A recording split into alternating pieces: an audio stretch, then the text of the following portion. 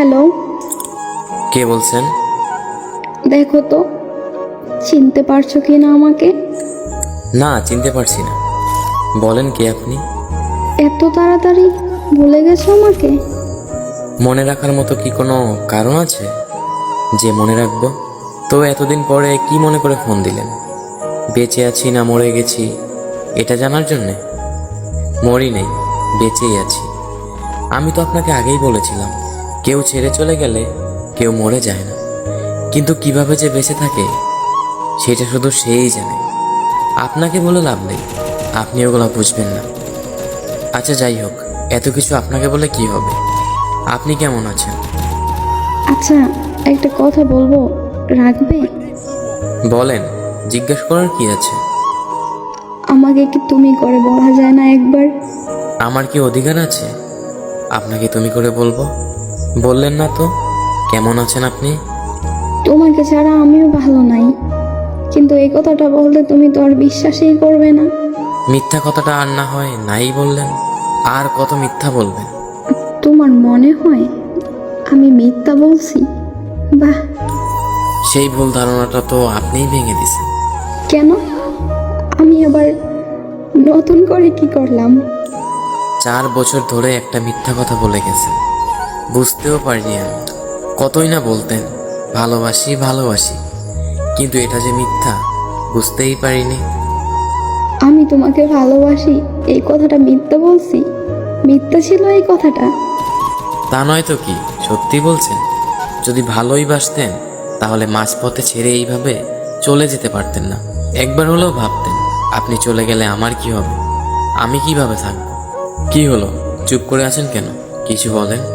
না, আর কি বলবো? বলার মতো কি আছে আমার? একটা কথা কি জানেন, আমি নিজের থেকেও বেশি আপনাকে বিশ্বাস করতাম। আমি সবসময় ভাবতাম আপনি কথা দিয়ে কথা রাখতে পারেন। যেদিন আপনি আমার হাতে হাত রেখে কথা দিয়েছিলেন, তারপর থেকে আমি ভাবতাম আপনি শুধু আমার। আচ্ছা যাই হোক, বাদ দেন এগুলা। কোথায় আছে সে? এই তো বন্ধুদের সাথে বাহিরে গিয়েছে। আচ্ছা একটা কথা বলেন তো, সে কি আমার মতো করে আপনাকে খেয়াল রাখে, আমার মতো করেই ভালোবাসে?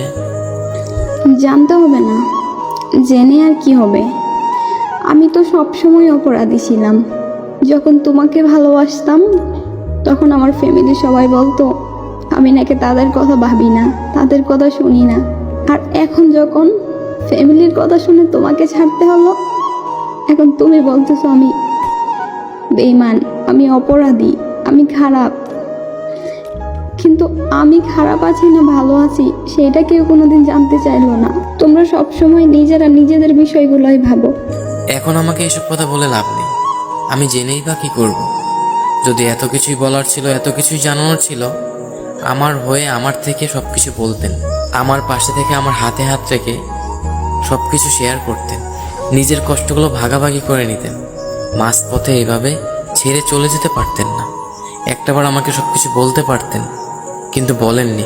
সবসময় ভাবতাম আপনার কোনো প্রবলেম হলে, আপনার কোনো কষ্ট হলে সেগুলো আমাকে বলবেন, যেন আমি সবকিছু আপনার পাশে থেকে হাতে হাত রেখে ঠিক করে দিতে পারি। কিন্তু না, আপনি আপনার কথা ভেবে, আপনার ফ্যামিলির কথা ভেবে আমাকে মাঝপথে একা রেখে ছেড়ে চলে গেছেন। আচ্ছা, এখন রাখতে হবে, সে চলে আসবে। আর পারলে আমাকে ক্ষমা করে দিও, নিজের জীবনটা নতুন করে গুছিয়ে নিও। আর আমি তোমাকে সত্যিই ভালোবাসতাম, আমারও কিছু করার ছিল না, আমি পরিস্থিতির শিকার হয়ে বিয়েটা করতে বাধ্য হয়েছিলাম।